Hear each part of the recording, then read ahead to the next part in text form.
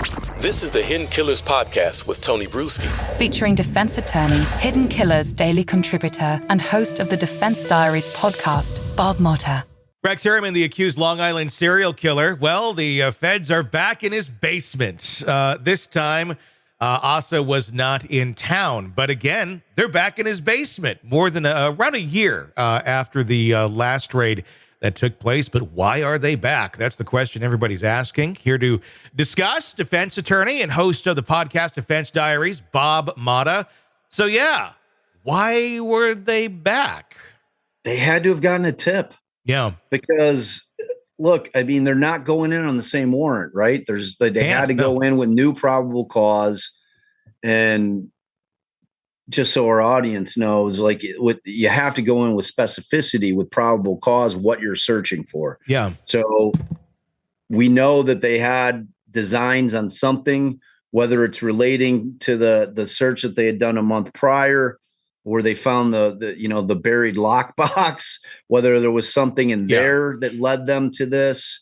There's something that existed that gave them the probable cause to go specifically look in that basement for something, and was it a hidey hole? The guy was an architect. Yeah. Like we can't assume and even though they did a very thorough search the first time, that doesn't mean that this guy didn't create some kind of labyrinth and had some kind of torture chamber where he did his bidding. I mean, who knows? Sure. Yeah. That's immediately where my brain went, Mm-hmm.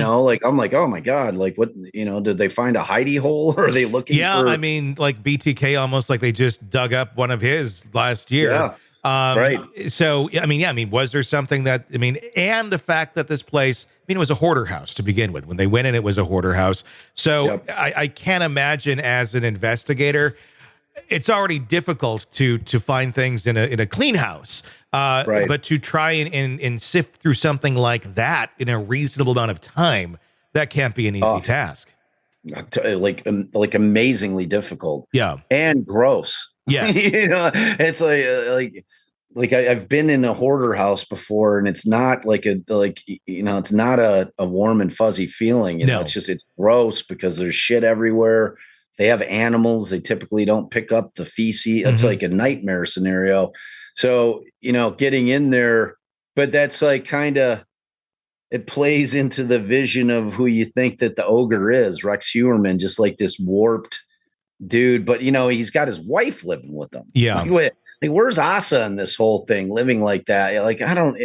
The whole thing is just weird. Asa's still, that doesn't add up to me. I'm not saying she's innocent. We've always kind of been on the Asa might be involved train, though, you and I. But she wasn't there when this raid took place. Do you think that was done on purpose by the authorities, keeping tabs on her and going, okay, we know she's going to be out of town on this date. This is the day we should go in? 100%. I'm not so certain that they didn't get tipped off by the documentary people. Yeah, that's true. You know what I'm saying? It's we were talking about that months ago when she signed that deal. I was like, look, man, that their motive behind doing this documentary is to get her. They want a Robert Durst. Of course, I killed them all. Yeah. Moment. They want that hot mic shit to where she lets slip with something. That's certainly a possibility. We got the lockbox. We've got this Asa documentary going on where she's doing a lot of talking, and we're not knowing what she's saying. And if they caught wind of her saying something and she mentioned something in the basement, or she's, retelling a story, because they're definitely asking her questions. Yeah. Did you know anything was going on? Yeah. Those are going to be the questions that you want to that an audience is going to want to hear the answers to, right? Because that's the only thing that we're thinking about. What did she know? Was she involved? Yeah. I don't give a shit about Asa Heuermann's background. Yeah. I want to know if she knew what was up and if she was involved. That's and that's what all of us want to know. No one cares about her childhood growing up. Yeah. They're gonna force feed us with that shit, but it's all to get to the stuff that we want to know, which is, so they're asking her a lot of questions. They're going to be asking the questions they asked, Carol, Gacy's second wife. They asked her when they were investigating, did you know? And she's like, well, I knew he was strange. Like I didn't know that he was doing what he was doing, but like I would hear him in the garage at all hours of the night. And I thought that there was one time that I heard screaming coming from out there. You know, it's like she's saying these things. And like, I have to imagine that Asa's like having the same kind of conversations in this documentary, and maybe something tips him off. Like, who knows? And the question then becomes, is it relating to the cases that they've already charged him on? Yeah. Or is it new cases? Yeah, that's the other question. Are the documentarians under any sort of obligation? Should Asa say something while they're filming this thing that looks rather incriminating? Not necessarily to her, but to him. Are they under any obligation to go and raise their hand to the investigators and say, hey, you might want to see this? Absolutely. I mean, look, attorney-client, well, let me just put it like this. Like documentarians are not lawyers. I've got attorney-client privilege with my clients where I can't say anything. Sure. As to crimes that they committed in the past. If I'm made aware that my client is going to be committing a crime in the future and they tell me about it, I'm obligated to tell law enforcement. I can't sit on that. Sure. Like that's not privileged information. That doesn't fall under the shield. Yeah. You know, I like if I am aware explicitly of something they're going to do, like, oh, my client's going to rob a bank this Saturday.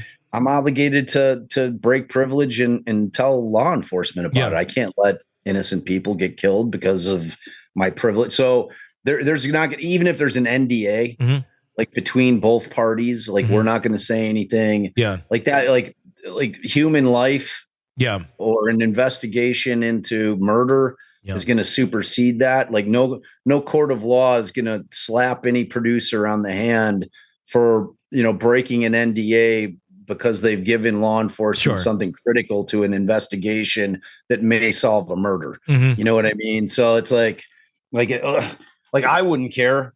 Like if I'm doing the doc, you know, and I know that they're investigating and I can give some family, you know, because like that's what happened with Robert Durst. Yeah, you almost want it if you're the documentarian. Like, let's get this pot stirring if that's your ultimate goal.